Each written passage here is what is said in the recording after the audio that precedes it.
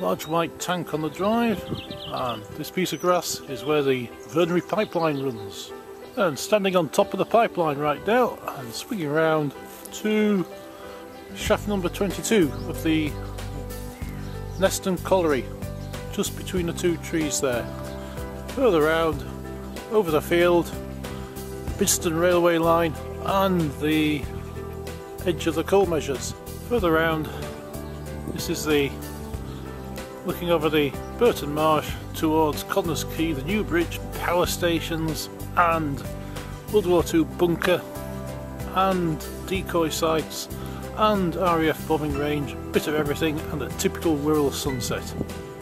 This piece of land here is shaft, let's have a look, 18 and 19, which were two little shafts 20 yards deep, and there was only a little working under the field here to around here. He went out about 50 yards, and there's a small dip in the field where it's all collapsed in. Just down the footpath is a marl pit where they used to dig out clay to make bricks. There was a brickworks across the field. Looking down towards the site of the old sewerage works, whoopee, and the path still goes around the edge of it. Just walking through what was the sewerage works. The house on the right here in the garden has number 3 shaft, which was a substantial shaft, small workings out into the field, and when they were building this estate, a JCB went down in bucket first. They did get it out. They were down on quayside now, looking along the footpath along the edge of the marsh. In the field on the right was 2 shafts, 28, 29, and the brickworks. Looking out across the marsh, you probably can't see, but there's a new bridge into Wales sticking up Connors Quay Power Station, the National Power, gas-fired power station, the paperworks, and the power station which nobody knows about because nobody complained about it because they didn't know it was being built. Looking around, beautiful Wirral sunset. Out on the marsh it's a decoy site for World War II bombers, and in the corner across there was an RAF bombing range. Now it's just grassy. The river used to be on this side, but it isn't now. It got moved over by a canal, and the Welsh border consequently is just about here. Beside in his garden he had shaft number 27. There's still a little concrete thing on the top here. New house, which was shaft number 1 and 2, which were underneath there, underneath the bushes. Shaft 1 and 2 were the first 2 shafts. The workings went right out under the marsh, fed by a canal under the canal. Just looking back, 5 old bungalows built between the wars. There's number 8 shaft somewhere around underneath that one. Looking around to where there's a patch of trees. There's shaft number 10 in these trees here. Nothing to show that it ever was a shaft. Number 6 is just over the fence here. And again, looking back towards shaft number 10, swing around to the marsh. Beautiful sunset as usual out here.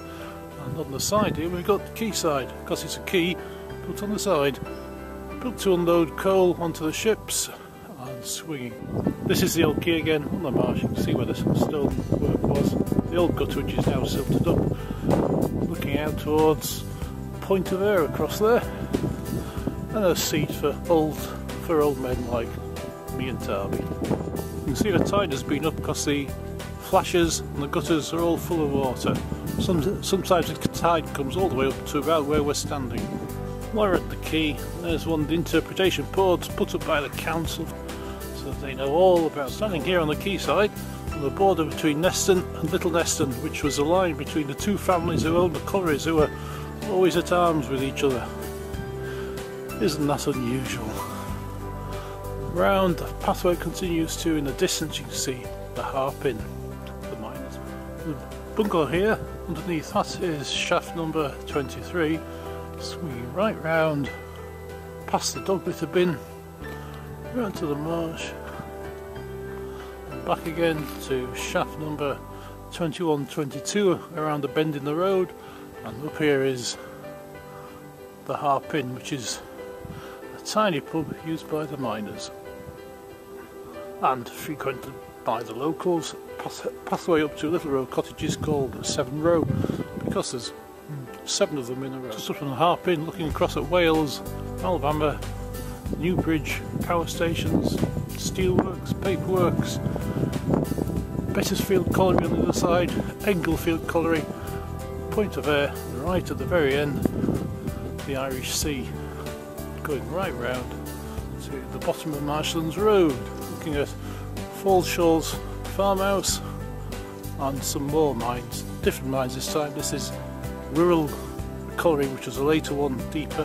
Looking back at the Harpin, Fallshaws farmhouse, Marshlands Road, mining buildings and long sea wall. This bit of road is actually tidal.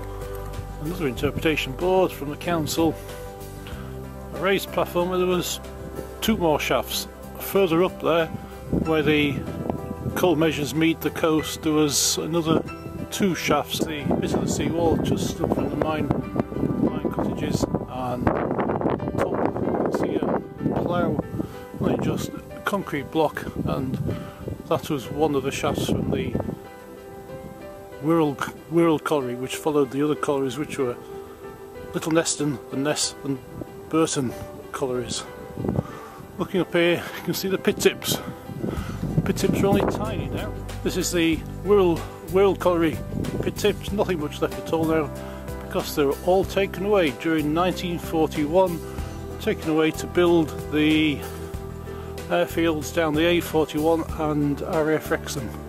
There's very little left, now grassed over. That's about it.